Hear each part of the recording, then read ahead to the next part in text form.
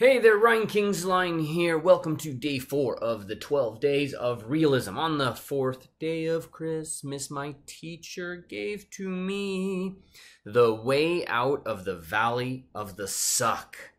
Now, yesterday, if you saw day 3, I left it at a very awkward phase. In fact, this phase, you're looking at it right now and you're seeing me as I kind of go through and I hunt for what's wrong. Something's wrong, but something's also right. And I don't know exactly what it is, right? Like, for example, we can take a look at what is working. So you see the, let's look at this.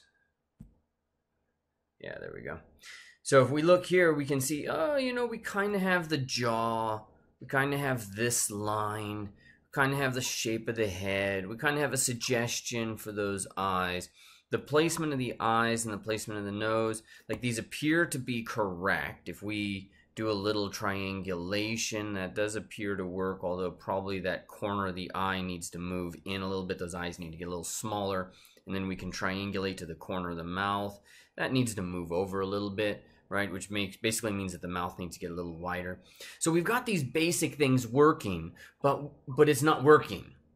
And this is the phase that, is a natural phase. Because remember, mastery is not magic, it's process. You must be thinking process.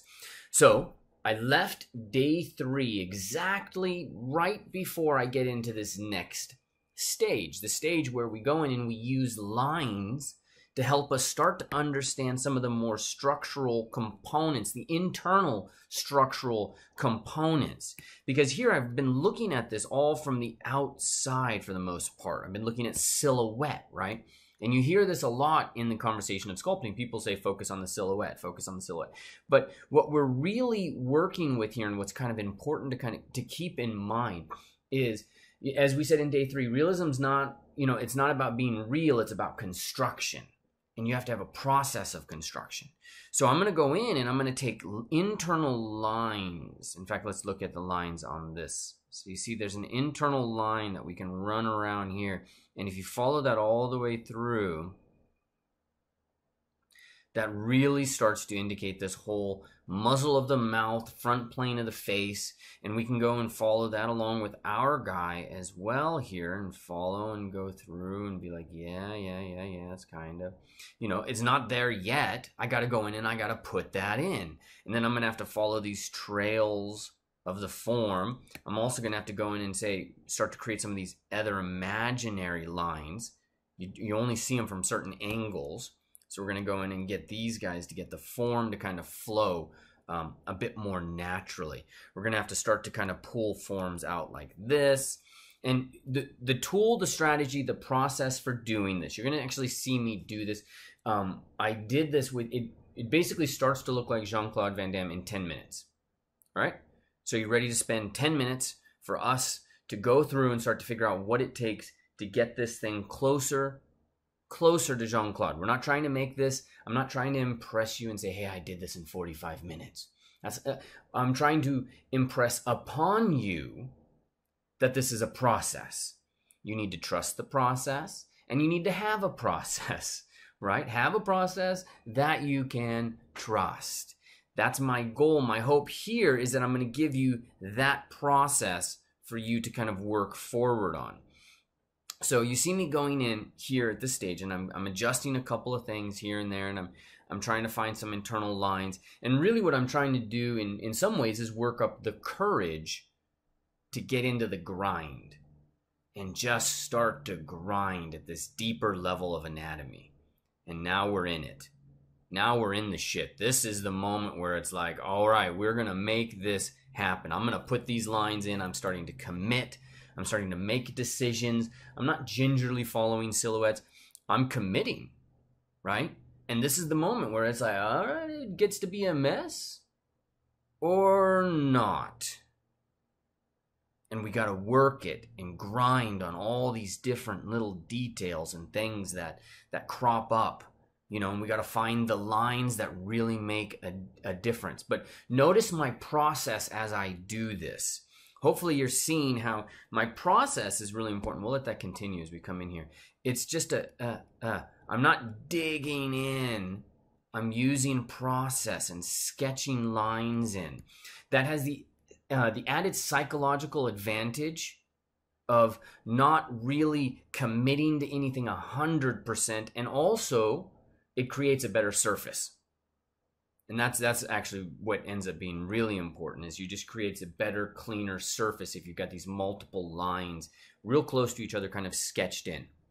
But now you can start to see things unfold, and we start to develop a little bit more of the realism. It all comes from making decisions, and the decisions come in the form of establishing lines. And all the anatomy books out there can give you all this line and that, the nasal labial fold. Well, if you look at the form of this guy, nasal labial fold is one of the least significant forms. There's a line that's behind there that's actually much more significant. As you know, here's the nasal labial fold. That's nothing compared to this line right back here, which really sets up this entire really dramatic plane. And if you look at it from this side, you know, it's going to really help us set up. Like, we have to figure that out. That's the more important structure for us to be delineating. We got to get really clear on what that shape is, right? So here we go. We got a pretty good, solid structure, linear, you know, we've got some lines out there, right? So now I got to hunt around a little bit to kind of find a couple of different views that are going to work in my favor.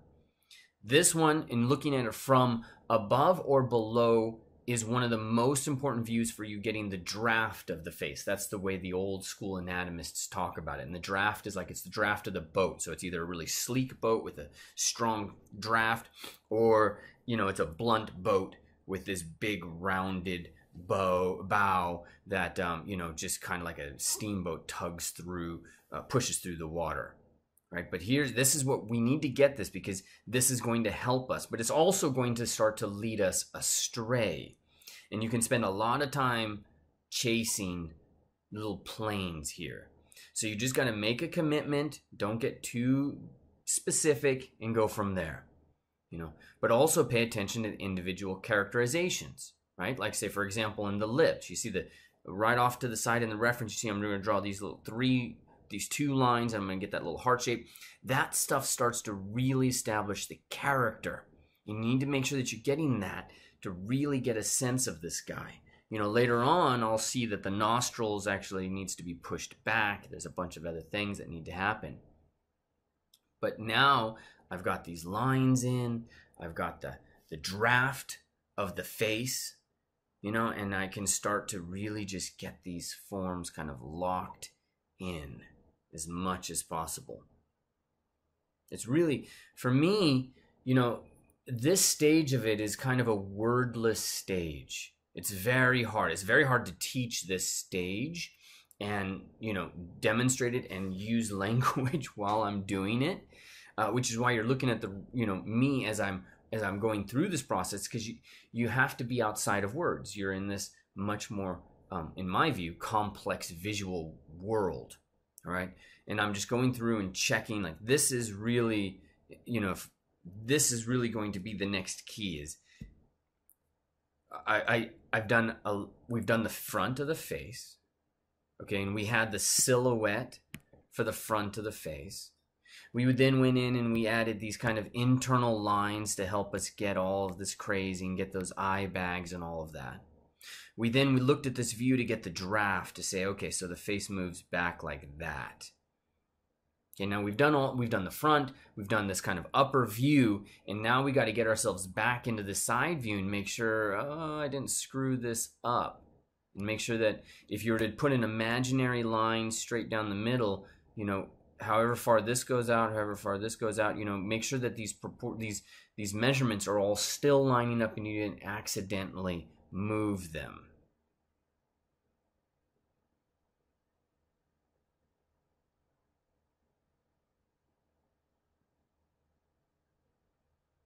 Checking the halfway point. Probably added a little bit too much in there, but now can you see Jean-Claude evolve a little bit from this? And it didn't take a ton of time, but I can see him starting to evolve. But one of the things I know, I'm going to need to do is really check that part underneath his eye. You're going to see me kind of get in and focus on that. But before I get too detailed in that, and I think one of the things that's really important to remember, and you'll see, this is a trick I learned from Hossein Diba.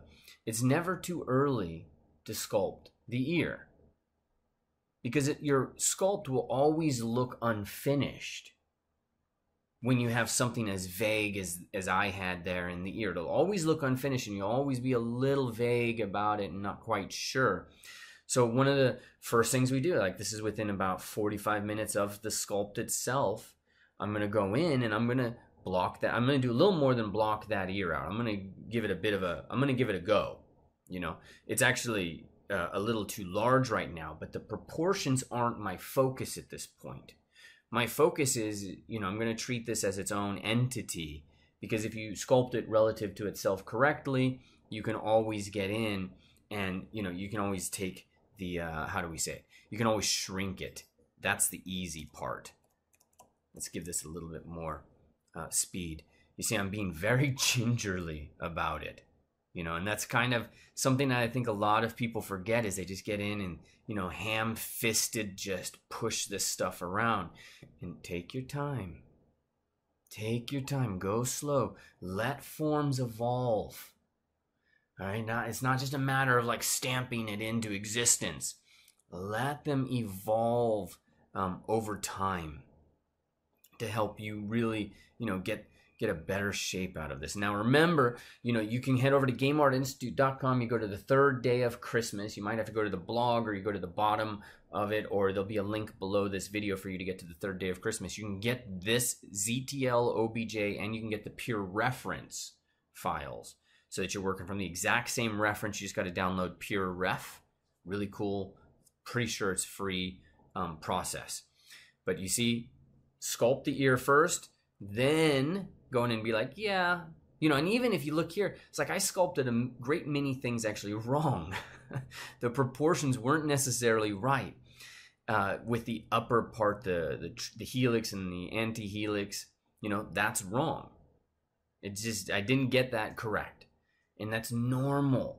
When you're sculpting, depending on your focus, we look at masters and we're like, oh my God, it just comes together. And it's like, yeah, they've really trained their focus. But it's still okay. Just grab the move brush, move it into existence, and there you go. It all works. Back to the front view. Look at how much closer we are than we were just 15 minutes ago. We're so much closer to this Jean-Claude look. Again, not trying to be identical, but getting close. Okay, now this is a little trick that I like to do. With the ears, a big part of how they are, like Obama, the ears kind of come forward, and Jean-Claude, the ears kind of hold close to the head. So I don't worry about it. I just sculpt the ear, and then I'll use transpose to just flatten those ears to make them a little bit more succinct in their presentation. And I think I end up having to scale those ears down again later on. And a lot of people ask me what perspective I use. So I'm using a focal, I think it's focal length, whatever it is inside of ZBrush. I set that to 30. I always forget because Ofer named it the opposite of what Maya puts in. And I remember talking to him about that, and I was like, oh, okay, all right. And then the conversation just ended. I was like, yeah, I'm not going to win that. Ofer does what Ofer does. End of the conversation. Either way, you just got to figure it out. You make it go from there. All right. So what's missing, right? Constantly in my mind is this question of what's missing? What do I need to work on? And you saw me right there with the first step. What I'm kind of paying attention to now is how we've got a big kind of form here. We got a big form, and there's appears to be a little dip. So I'm gonna go put that in and just see what comes out of that. Yeah. And it worked out actually pretty good, although I think I ended up checking it a little bit later. And starting to just get this nose just feeling a little too pinched. Just a little. All right, and that actually gave me a big insight. So you look at the forms here and notice the draft of the muzzle of the mouth. It doesn't look quite right to me. And I don't have a picture of him, but you see just how far back those lips go. So I'm going to open those up. I'm going to just round them out ever so much. It's so important to kind of do that and keep this kind of horseshoe shape in mind, because if you screw this up, something will always look wrong and you won't quite know what it is, right? But you got to get it. You got to get it right. And in fact, I think I end up looking at this from above to help me kind of figure this out and see what we can kind of do. There we go. We haven't done the edema on his forehead yet. There you go. It's looking okay. Yeah. I like to undo things every now and then to make sure it still works, right? But one of the dominant things that you can notice about the Jean-Claude is, and you notice this a lot with bodybuilders, the muzzle of the mouth, the orbicularis oris gets really engorged and thick. You know, maybe because when you exert and you're lifting, you're always, you know, you're making that face. So you usually see this in Arnold Schwarzenegger. You see a lack of fat in the cheek area and an increase in muscle in the mouth area.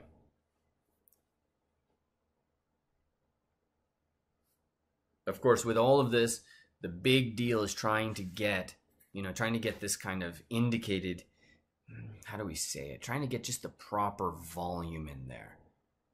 You know, really trying to just put the high point in the right place and the low point in the right place. So in this particular case, what I'm doing is I'm looking over here, let's use red, and I'm trying to find, and it's tough, but I'm trying to find, like, where's the high point? And I'm looking here and I'm like, and I'm trying to just from that divine how this form should move down. And I don't need to spend a ton of time on it, but just to get myself thinking about it.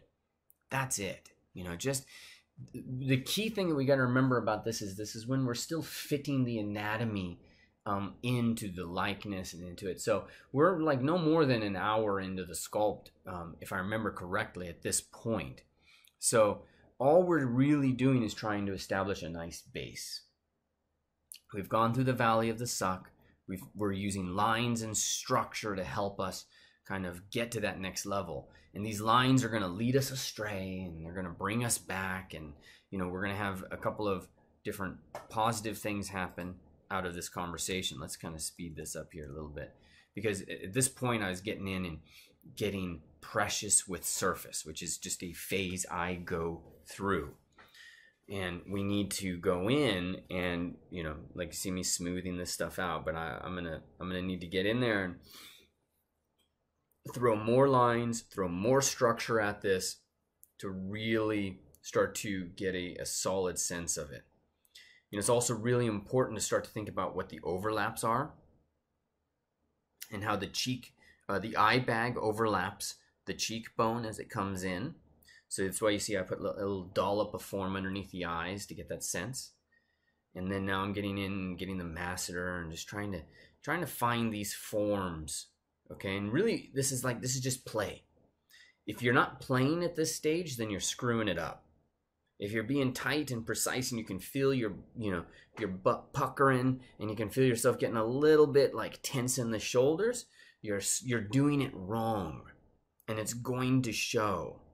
This is one of those things where you must do it a certain way.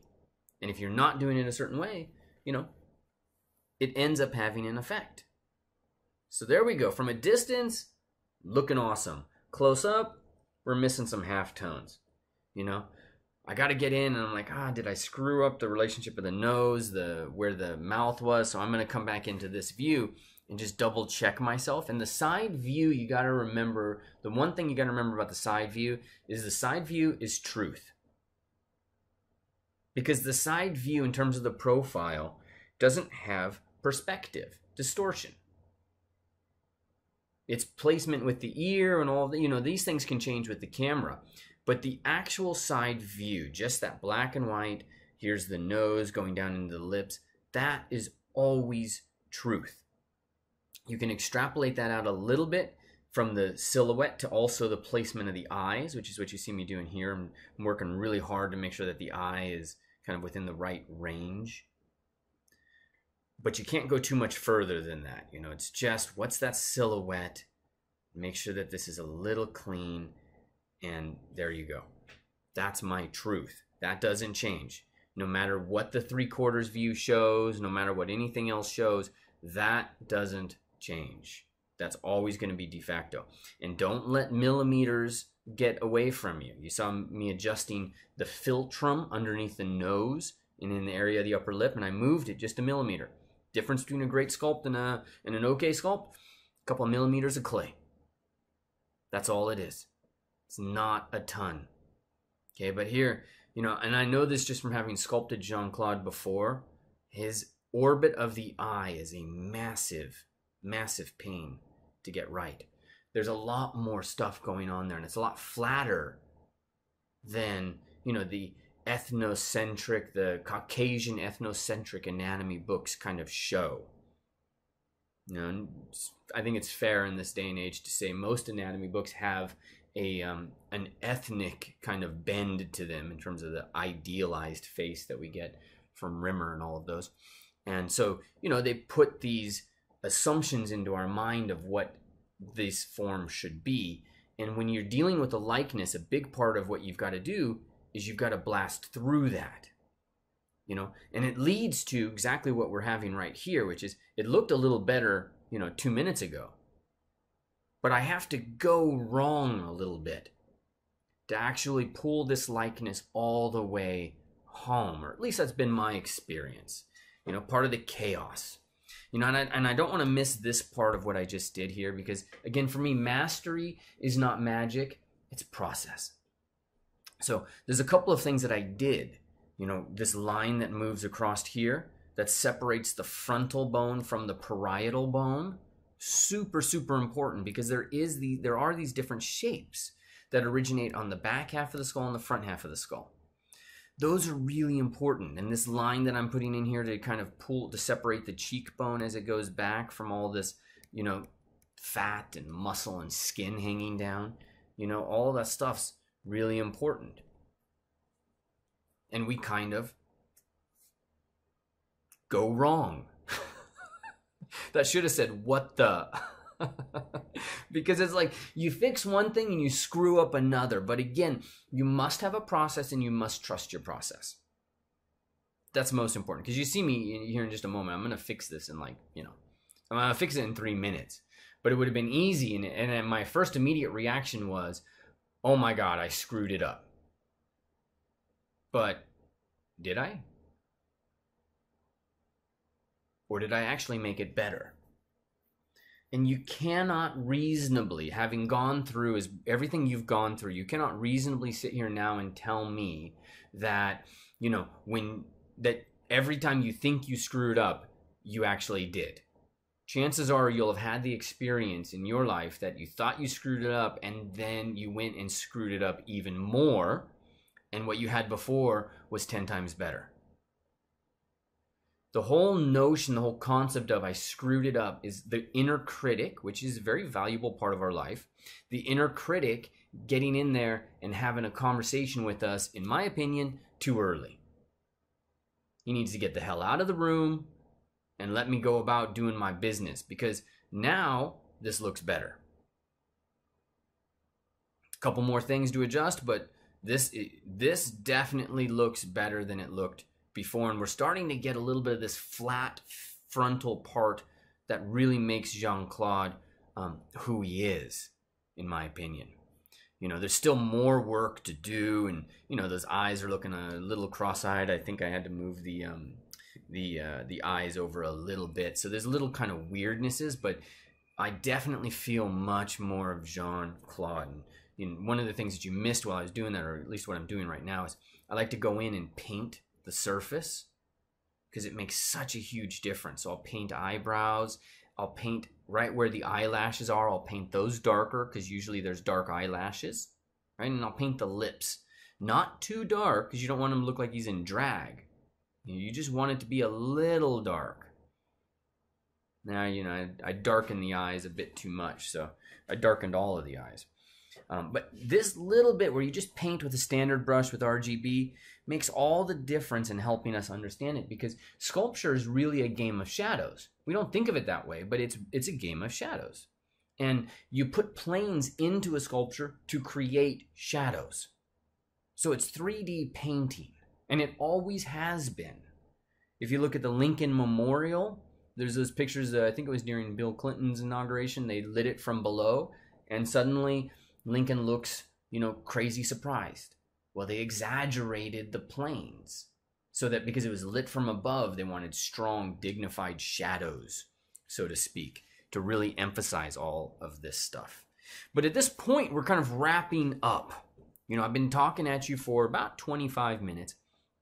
And at this point, we are ending this whole lines and structure phase. And one of the things that you'll start to notice is that a lot of the form is a little wonky, like it's just flat and it's not fully defined. And that's because the next phase, which we'll take care of in day 5, is volume. This job, the job that I have here, is lines and structure. And that tends to flatten things. Then once you've got lines and structure, we go in and we start to establish the life, the vitality of form by rounding it. And I do that with the rake brush, as you'll see. And it's the rake brush that I built. So you can head over to ZBrush Workshops. Sorry to put that on a totally separate place. Or I think my Gumroad might have it. But if you head over to ZBrush Workshops, you'll get it. You can download my rake brush, which is just a modification of what's there. And then we go from there. Okay, what we're doing right now is a nice little tip. You can always go back 5 seconds and check out what I did in the eye there. See if you can kind of figure out the small plane change we put. But how are we doing? Leave me a comment. Let me know how are we doing now? How am I doing? Not we, because I'm the one suffering in person here. And here's a little tidbit of that structure, that's volume, sorry. But I don't want to get into it too much. So I'm going to pretty much stop right there. There, that's that final adjustment on the eye. Probably got more stuff to do. There's more stuff I haven't seen. But here you go. All right. This really concludes this kind of lines and structure phase. Hopefully, one of the most important things that you got out of this was just how much of a process this really is. That's the key thing for me, is that you see how much of a process this is. You want to learn more about this, head over to the blog over at gameartinstitute.com. You can't see it because I'm kind of zoomed in on the screen here. And, oh, look, one of our podcasts is up. Had a great conversation with Shane. And then, so head over to the podcast. Make sure that you are on iTunes. You're checking out the Game Artist podcast, iTunes, Spotify. Subscribe, leave me a comment, and let me know if you like those and whatnot. But look, we're at episode 30. Okay, you want to learn, you want to get the files, head over to day 3, putting paint on the canvas, so to speak. And you scroll down and you'll see ZTL, OBJ, and the Pure Ref files. All right, those are all right there ready for you. Okay, and depending on when you see this, I literally just today opened this up. We've got a cool kind of mentorship and also some on-demands. I don't sell the on-demands a ton, only holidays and every now and then. But we've got a cool deal. If you come over here to the Character Artist Mentorship, you'll see that there's a Character Artist on-demand bundle. And that's 3 courses plus 1 workshop. If you go to enroll now, you've got an option here for the on-demand and for the live mentorship and all that stuff. But the most important thing I want you to do, get over, download the ZTL, the OBJ, the Pure Refs, get sculpting, see how you're doing, see if you can pull together your own Jean-Claude Van Damme. We should have a Jean-Claude Van December. What do you think? Maybe we'll do that next year. All right, thank you so much for being here. I hope you enjoyed day 4. Stay tuned to day 5. We're going to talk volume. And volume is a stage where, just like any other stage, you can screw it up. So we'll talk volume and how not to screw it up and not to turn this thing into a bloated, end of its life rock star or movie star. and keep him, with some of the beauty and all of that just crazy stuff that this guy's face is just like, it's just amazing to me. All right, head over to GameArtInstitute.com. Hope you enjoyed this video. Make sure you leave me a comment down below and let me know what you think of this and one thing that you really learned. Thank you so much for being here and for taking part in this. Have an awesome day. Great weekend.